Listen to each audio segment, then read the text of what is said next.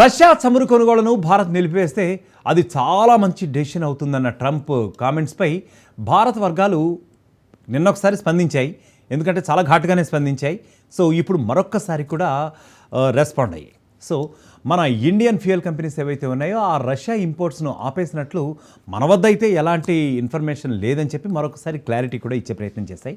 So జాతి ప్రయోజనాలను బట్టే మన నిర్ణయాలు ఉంటాయని చెప్పి ఎప్పుడు కూడా మనం చెప్తూనే వస్తున్నాం, అలాగే ఉంటాయి కూడా. ఎందుకంటే జాతిని ఉద్దేశించి జాతి ప్రయోజనాలకి జాతిని ఉద్ధరించే ప్రయత్నాలు ఉంటాయి తప్పితే ఎప్పుడు కూడా జాతి వినాశనం ఎప్పుడు కూడా కోరం కదా ఎవరు కూడా. సో ఆబ్వియస్గా ముఖ్యంగా మన భారత స్ఫూర్తి అటువంటిది. భారత చట్టాల స్ఫూర్తి అనుకోనివ్వండి, అధికార స్ఫూర్తి అనుకోనివ్వండి, ఏదైనా సరే సో జాతి ప్రయోజనాలను బట్టే ఉంటాయని చెప్పి మరొకసారి మనం కూడా అనొక్కి వ్యాఖ్యానించడం జరిగింది అంతర్జాతీయ ప్లాట్ఫామ్ మీద, అంతర్జాతీయ మీడియా ముందు కూడా. సో భారత ఇంధన కంపెనీలు రష్యా చమురు కొనుగోళ్లను ఇప్పటికే స్టాప్ చేశాయన్న వార్తలపై డొనాల్డ్ ట్రంప్ అది చాలా మంచి డెసిషన్ అని వ్యాఖ్యానించడం మాత్రం చాలా డిస్టర్బ్ అనిపించింది. ఈ విషయంలో భారత నిర్ణయాలన్నీ కూడా మార్కెట్ పరిస్థితులు, జాతి ప్రయోజనాలపైనే ఆధారపడి ఉంటాయని మరొకసారి స్పష్టం చేశాము. సో ప్రభుత్వ ప్రాధాన్యతలు ఏమిటో నిన్ననే మనం స్పష్టంగా పేర్కొనడం జరిగింది. కొన్ని మీడియాలో కూడా వచ్చింది, కొన్ని సైట్స్లో కూడా మనం చూసాం. ఎందుకంటే మన ఇండియన్ గవర్నమెంట్ దేనికి ప్రాధాన్యత ఇస్తుంది, ముఖ్యంగా ఇంధన ఈ కొనుగోళ్ళు అన్నీ కూడా మార్కెట్ పరిస్థితులు, ఆ తర్వాత మన యొక్క సోషల్ బెనిఫిట్స్ పైన ఆధారపడి ఉంటాయని కూడా చెప్పుకొచ్చాం.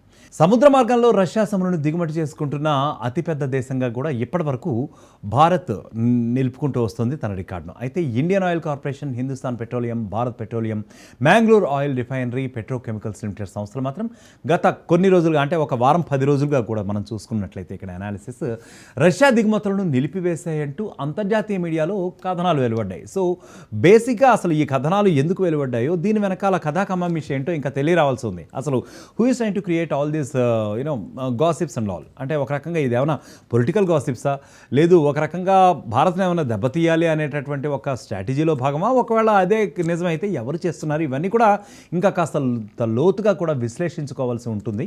సో ఇదే నేపథ్యంలో భారత విదేశాంగ ప్రతినిధికి ఈ సమాచారం వెళ్ళడంతో ఆయనైతే ఒక క్లారిటీ ఇచ్చే ప్రయత్నం అయితే చేశారు. రష్యాతో భారత్కు దీర్ఘకాలిక దౌత్య సంబంధాలు ఉన్నాయని అన్నారు. ఆబ్వియస్గా, ఎందుకంటే మనకి ఎప్పుడు కూడా ఆపదలో నీకున్నాను నేను మిత్రమా అంటూ రష్యా ఎప్పుడూ ఉంది. ఇదంతా మనకి చరిత్ర చూసుకుంటే చరిత్రలో అనేక రకాలైనటువంటి అప్పట్లో జరిగినటువంటి ఇండో పార్క్ వారి దగ్గర నుంచి మొన్న మధ్యన జరిగినటువంటి ఆపరేషన్ సింధూర్ వరకు కూడా మనకి రష్యా ఎప్పుడు కూడా నైతికంగా కానివ్వండి, ఆయుధపరంగా కానివ్వండి, అన్ని విధాలుగా కూడా మనకి మద్దతు ఇస్తూనే వస్తుంది. అమెరికా భారత్ దౌత్య సంబంధం కాల పరీక్షకు మాత్రమే మనం వదిలేయాలి అని చెప్పి కామెంట్ చేశాడు ట్రంప్. అంటే అమెరికా భారత్ అంటే ఈ ఇద్దరి రిలేషన్స్ అట కాలమే నిర్ణయిస్తుంది, నా చేతిలో ఏమీ లేదు అంటున్నారట. అంటే ఏంటి, ఒక రకమైనటువంటి డ్యూయల్ మైండెడ్నెస్తో ఏమైనా ట్రంప్ ఉన్నాడా?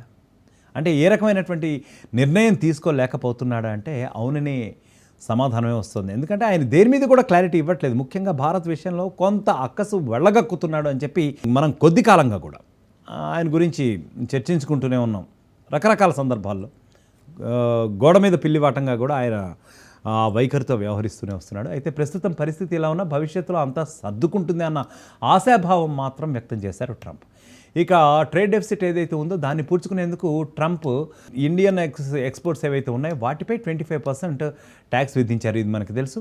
సో రష్యా చమురు కొనుగోలు చేస్తే అదనపు పెనాల్టీలు కూడా ఆయన విధిస్తాము అని చెప్పి కూడా ఆయన చాలా ఖరాఖండిగా చెప్పడం ఒకంత డిస్కషన్స్కి అయితే తావిస్తుంది అని చెప్పి మనకి ఇప్పుడు సమాచారం అందుతుంది. మరి చూడాలి, ఎందుకంటే ట్రంప్ అనేది కొన్ని రకాలైనటువంటి ఇంట్రెస్టింగ్ అనలేం, సెన్సేషనల్ అనలేం, మరి వాటిని ఏమనాలి, అసలు ఆ రకమైనటువంటి డెసిషన్స్ని, అసలు ట్రంప్ మైండ్ సెట్ ఏంటి బేసిక్గా అని చెప్పి మీరు కూడా ఒకసారి ఇదంతా చూసిన తర్వాత మీ కామెంట్స్ రూపంలో తెలియజేసే ప్రయత్నం అయితే చేయండి.